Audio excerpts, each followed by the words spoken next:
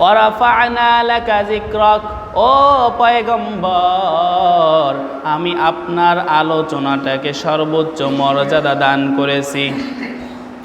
পৃথিবীর শুরু থেকে পূর্ব অঞ্চল থেকে একেবারে পশ্চিম পর্যন্ত সময়ের ব্যবধান আল্লাহ তাআলা এমন করে তৈরি করে দিয়েছেন, পৃথিবীর পূর্ব প্রান্ত থেকে আজানের ধ্বনি শুরু হয়ে যাবে, একেবারে 24টা ঘন্টা ঘুরে ঘুরে পৃথিবীর কোনো না কোনো জায়গায় আজান চলতেই থাকবে। জোরে কোন সুবহানাল্লাহ।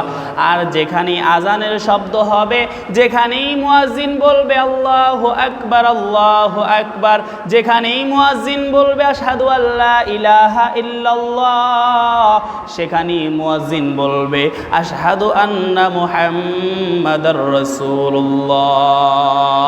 অর্থাৎ 24টা ঘন্টার জন্য পৃথিবীর সব জায়গায় আল্লাহ তাআলার নাম যেখানে যেখানে উচ্চারণ করা হবে, সেখানেই সেখানে নবী মুহাম্মদের নাম উচ্চারণ হবে। জোরে কোন সুবহানাল্লাহ। শুধু তাই নয়, আজানের ভিতরে নবীর নাম, নামাজের ভিতরেও নবীর নাম। বলে নামাজে দাঁড়াইছে, বান্দা যদি নামাজের ভিতরে দুরূদ শরীফ না পড়ে, বান্দা যদি নামাজের ভিতরে তাশাহুদ না পড়ে, নবীর প্রতি যদি সালাম না জানায়, দুরূদ না পড়ে, তাহলে ওই নামাজ কিন্তু আল্লাহর কাছে কবুল হবে না। তার মানে নামাজের ভিতরেও নবীর নাম, নামাজের ভিতরেও দুরূদ আছে না নাই? নামাজের ভিতরেও নবীর প্রতি সালাম আছে। আসসালামু আলাইকা আইয়ুহান নাবিয়্যু ওয়া রাহমাতুল্লাহি ওয়া বারাকাতুহু। নামাজের ভিতরেও নবীর নাম, নামাজের ভিতরেও নবীর শানে দুরূদ। অর্থাৎ নামাজ কবুল হবে না যতক্ষণ পর্যন্ত নবীর নাম সেখানে না আসবে। পৃথিবীর কোনো দোয়াও কবুল হয় না যতক্ষণ পর্যন্ত দোয়ার ভিতরে নবীর প্রতি দরুদ পাওয়া যাবে না, যতক্ষণ পর্যন্ত নবীর নামের উসিলা পাওয়া যাবে না, ততক্ষণ পর্যন্ত এই দোয়াও আল্লাহ কবুল করে না। পয়গম্বর আদম মৃত্যুর কিছুক্ষণ আগে তার সন্তানকে ডেকে বলে, তার সন্তানের নাম ছিল হযরতে শীস আলাইহিস সালাম, যিনি আদম নবীর পরে নবী হয়েছিলেন। এই পয়গম্বর শীস আলাইহিস সালামকে ডেকে আদম নবী ডাক দিয়া কয়, তোমার প্রতি আমার একটা উপদেশ হলো, তোমার প্রতি আমার একটা নসিহাত হলো, তুমি যখনই আল্লাহ তাআলার কাছে কোনো কিছু চাইবা তখনই নবী মুহাম্মদের উসিলা দিয়া চাইও।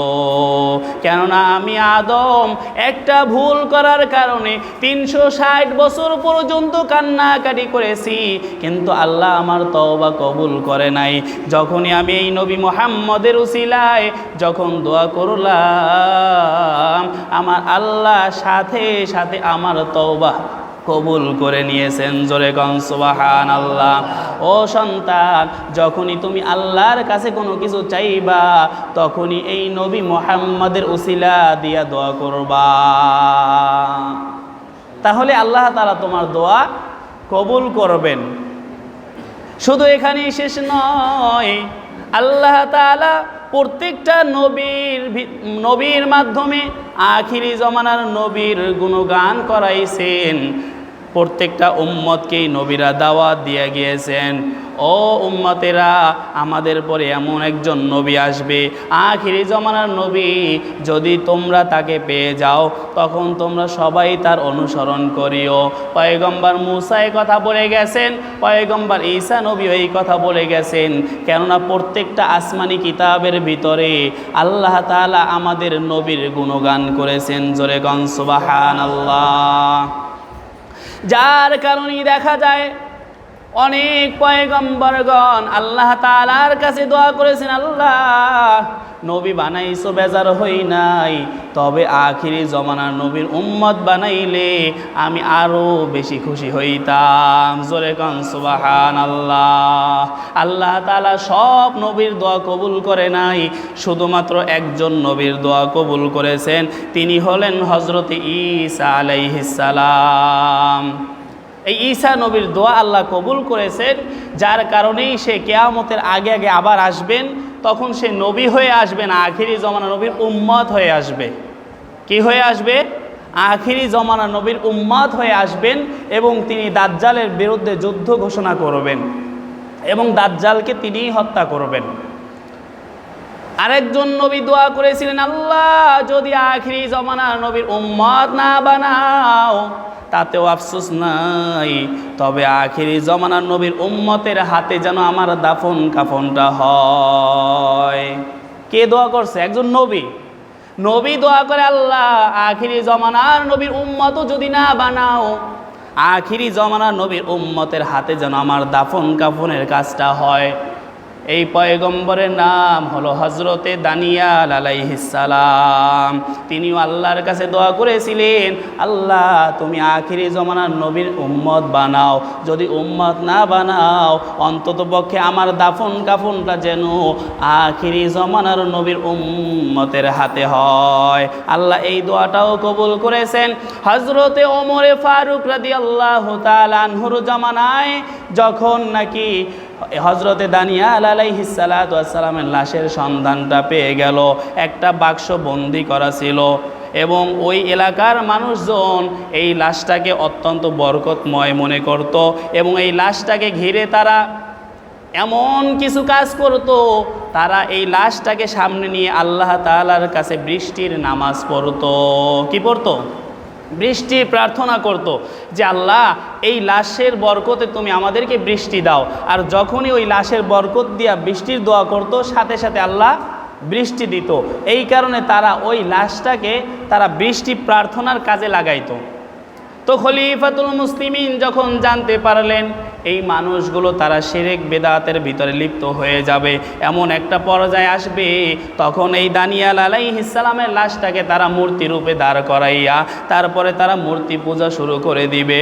এরপরে হজরতে ওমর রাদিয়াল্লাহু তাআলা আনহু কিছু সাহাবীদেরকে নিয়ে সেই লাশটাকে টাইগ্রিস নদীর পাশেই দাফন করে দিয়েছেন। জোরে গণ সুবহানাল্লাহ। একজন পয়গম্বর তিনি আল্লাহর কাছে দোয়া করে, আল্লাহ উম্মত যদি নাও বানাও অন্তত পক্ষে আমাকে যেন তার উম্মতের হাতে দাফনটা যেন আমি পাই, এই খোশ নসিবটা আমাকে দান করিও। শুধু এখানেই শেষ নয়, সব পয়গম্বরগণই প্রায় আখিরি জমানার নবীর উম্মত হওয়ার জন্য দোয়া করেছিলেন।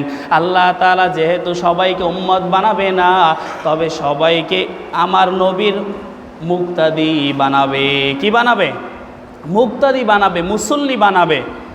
নবীকে ইমাম বানাইয়া মেরাজের রাতে যখন আল্লাহ তাআলা নবীকে ওই বাইতুল মুকাদ্দাসে নিয়ে গেলেন, আদম নবী থেকে ঈসা নবী পর্যন্ত সমস্ত নবীকে সেখানে উপস্থিত করাইলেন এবং সবাইকে নিয়ে নবী মুহাম্মদের ইমামতিতে সবাইকে মুসল্লি হওয়ার সৌভাগ্য নসিব করাইয়া দিলেন। জোরে কোন সুবহানাল্লাহ। সবাই দেখতে চায়, সবাই তার উম্মত হওয়ার জন্য পাগল। এখন সবাইকে তার উম্মত বানানো সম্ভব না, এই জন্য আল্লাহ তাআলার শান হলো তার রসুলকে ইমাম বানাবেন, সমস্ত নবীকে তার মুসল্লি বানাবেন, তার মুক্তাদি হয়ে সবাই নামাজ পড়বে। এছাড়া অন্য কোনো কারণ ছিল না মেরাজের রাতে নবীকে মক্কা থেকে বাইতুল মুকাদ্দাসে নেওয়ার অন্য কোনো কারণ ছিল না। কারণ মেরাজ হয়েছিল আল্লাহ তাআলার সাথে তার বন্ধুর একান্ত গোপন বৈঠক, একান্ত বন্ধুর সাথে ভাব বিনিময়, এমন একটা বৈঠক। আল্লাহ তাআলা তো বাইতুল্লাহ থেকে সরাসরি তার আরশ পর্যন্ত নিয়ে যাইতে পারতেন, কেননা আরশ যেই জায়গায় অবস্থিত ঠিক ওই বরাবর 7 আসমানের নিচে বাইতুল্লাহ অবস্থিত। জোরে কোন সুবহানাল্লাহ। তা আল্লাহ তো সহজ রাস্তাটাই ব্যবহার করতে পারতেন যে বাইতুল্লাহ থেকে সোজা সিঁড়ি নামাইয়া একেবারে তার আরশ পর্যন্ত নিয়ে যাইতে পারতেন, রাস্তা তো সোজা। কিন্তু আল্লাহ এই কাজটা না করে আল্লাহ তাআলা এই বাইতুল্লাহ থেকে বাইতুল মুকাদ্দাস পর্যন্ত দীর্ঘ কয়েক মাসের পথ পাড়ি দেওয়াইয়া আল্লাহ সমস্ত নবীর সাথে সাক্ষাৎ করাইয়া তাদের অন্তরটাকে ঠান্ডা বানাইয়া এরপরে আল্লাহ তাআলা তার বন্ধুর সাথে দিদার করেছেন। জোরে কোন সুবহানাল্লাহ। সব নবীরাই এই আখিরি জমানার নবীর গুণগান করেছে, সবাই নবী মুহাম্মদের তারিফ শুনে পাগল হয়ে গেছে যে এই লোকটা এত সুন্দর, এই লোকটার ফজিলত এত বেশি, তাহলে তার উম্মত হতে পারলে সত্যি আমরা জানি কত ভাগ্যবান হয়ে যাইতাম। যেহেতু সবাইকে দিয়ে নবী মুহাম্মদের প্রচার করাইছেন, কিন্তু যার প্রচার করাইছেন তাকে তো কোনো নবী দেখে নাই। এই জন্য আল্লাহ তাআলা তাকে দেখাবার জন্য তাদেরকে মুসল্লি বানাইয়া ওই বাইতুল মুকাদ্দাসে একটা সেমিনারের ব্যবস্থা করে দিয়েছেন। জোরে কোন সুবহানাল্লাহ। এখানেই শেষ নয়, প্রত্যেকটা আসমানের দরজায় দরজায় নবী মুহাম্মদের নাম, জান্নাতের প্রত্যেকটা দরজায় দরজায় নবী মুহাম্মদের নাম। জোরে কোন সুবহানাল্লাহ। আমার নবীর স্মরণ সব জায়গায়, অর্থাৎ আল্লাহ তাআলা হলেন রব্বুল আলামিন আর আমার রাসূল হলেন রহমাতাল লিল আলামিন।